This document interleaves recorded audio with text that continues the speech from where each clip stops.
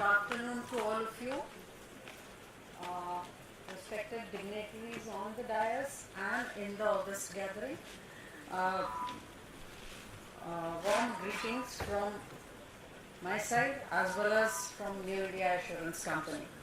It is my privilege to be here today amongst the elite group of doctors, lawyers and medico-legal practitioners. I would like to thank the organizers who could carve out a slot for me to talk on professional indemnity. I will try to restrict, though I was given some 20 minutes, but I will have to say whatever I need to say in a capsule. So,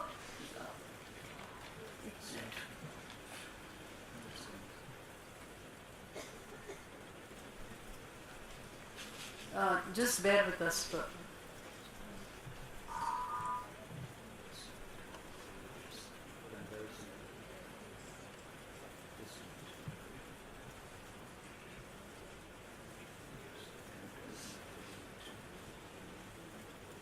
doesn't happen actually.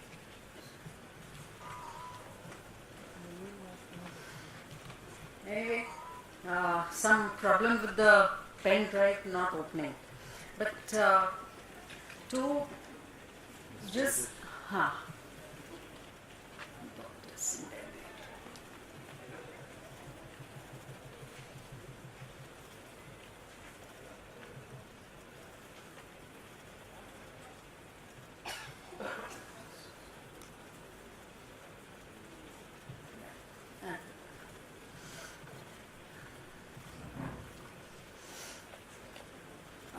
today's topic, which was given to me, was to introduce this Doctors Indemnity Insurance. However, I feel most of you would have this policy and would know about this insurance, what it is all about. But I will still go through the presentation in a very fast manner just to match the timelines. As we see it, many times what is conveyed to you, because not everybody goes through the fine print. So I think the advocates would agree with me that many times whatever is written in fine print goes unnoticed, and this is where I think the advocates can have a field day. I'm sorry about that, but I thought I would like to start with some terms. Indemnity. Indemnity is actually a security or protection against the loss or financial burden. We say that the insurance is a very effective risk transfer mechanism.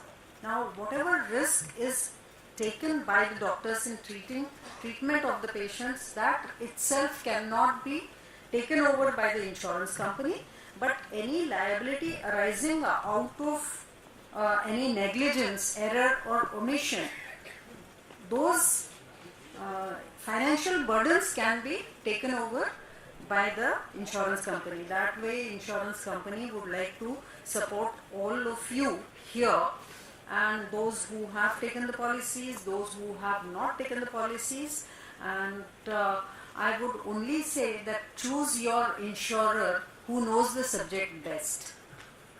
Retroactive date. Retroactive date is the first inception of the policy, and thereon from, if there is a continuous policy, insurance policy, then whatever has happened in last few years, provided there is no break in the insurance, the incident gets covered. Defense cost. Defense cost is very important. It forms the part of the indemnity. Compensation, which is granted, awarded, or to the claimants, as well as the defense cost of the doctor, and sometimes even the defense cost gets covered if it is awarded, for the claimants as well. Now, what we pay under our policies, reasonable defense cost. what is reasonable? Reasonable is a very relative term. Suppose the claim is for 5 lakhs and the defense cost is 2 lakhs. Would we call it reasonable? No. So it is relative. However, we would like to sit across the table and negotiate and come to terms with the insured, that is doctor. Policy period. Policy period is 1 year period where the policy is granted, but period of insurance is the longer period from the date of inception. It is till, oh my God, what is it?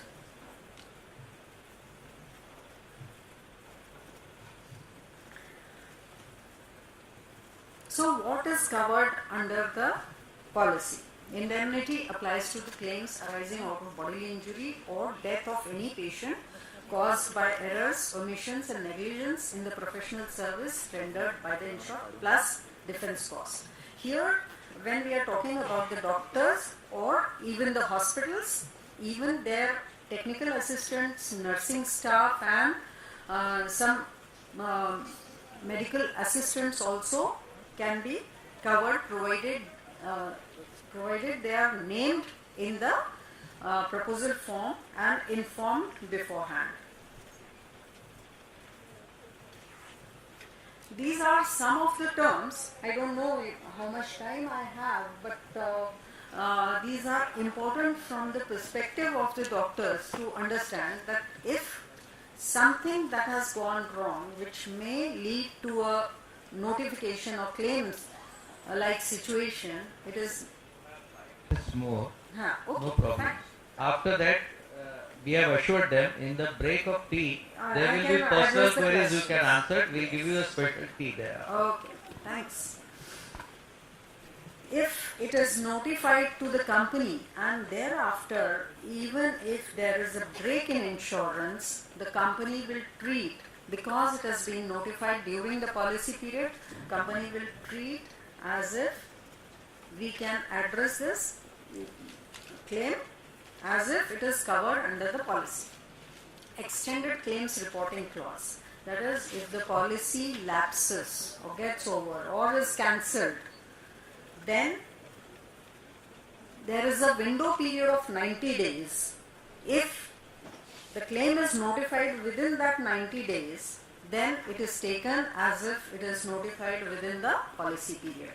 So whenever it is very, very necessary for all the doctors to understand that the insurance policy, professional indemnity or doctor's indemnity policy should be continued without any break, and even after, suppose one stops practicing, then what? Whether they should continue with the policy? I said till there is a limitation period. Yes. So please make sure that your policy is there live without any break in the policy. Claim series clause mainly goes with the medical establishments where due to administration of some drug or injectable there can be similar type of claims. So that comes in the claim series clause. There is a compulsory excess maximum up to 1 lakh for the doctors, and voluntary excess, if taken, there is a discount in the premium. Now there are some exclusions. I'll just read through quickly. You might feel that there are a lot of exclusions, but still the exclusions are not what is there in the policy. They have to be named, so I am reading it out, but what is important is what is covered. No claim prior to retroactive date. So when there is retroactive date is given on the face of the policy, and prior to retroactive date, if there is a break in the policy, the retroactive date shifts to the fresh policy. So any claims happening or any incidents occurring before retroactive date, that is out of the scope of the policy. No liability shall attach in respect of any act of criminal intent or any act committed in violation of any law or ordinance. Service rendered while under the influence of intoxicants. Third party public liability, because there is a separate policy available. Claims made against insured arising from the performance of cosmetic plastic surgery, hair transplant, flap rotation, punch graft, except these two things are covered. Plastic surgical repair of the scar tissue being the result of previous surgery unrelated to forMrs, and plastic surgery in relation with burns and traumatic injury. Exclusions going forth: claims arising from HIV, HIV, LAV, AIDS, etc. Then contractual agreement is not coverable, arising out of pure financial nature or loss of goodwill, etc. Then personal and advertising injuries such as libel, slander, defamation, false arrest, wrongful eviction, etc. is not covered. Penalties, fines, etc. are out of the scope. Warlike perils, ionizing, radiation and nuclear radioactivity, etc. is not covered. Arising out of generic injury caused by X-ray treatment and use of drugs for weight reduction. Then intentional and deliberate disregard for the insured's technical and administrative management, and any kind of fraudulent or consequences of misleading statements or misstatements, non-disclosure of the facts. Then there are some conditions which are important, just 2 minutes, bear with me. Written notice of the claim, writ or summons to be given to the company without fail. No admission, offer or promise without company's written consent. Because many times it is generally people go for out of court settlement and then they inform the insurance company that we have arrived at such a settlement procedure and now this is all over. In such case, company is not liable under the policy. Then insured to give all the assistance and information. Then contribution condition applies where 2 or more doctors or doctor as well as the medical establishment is involved.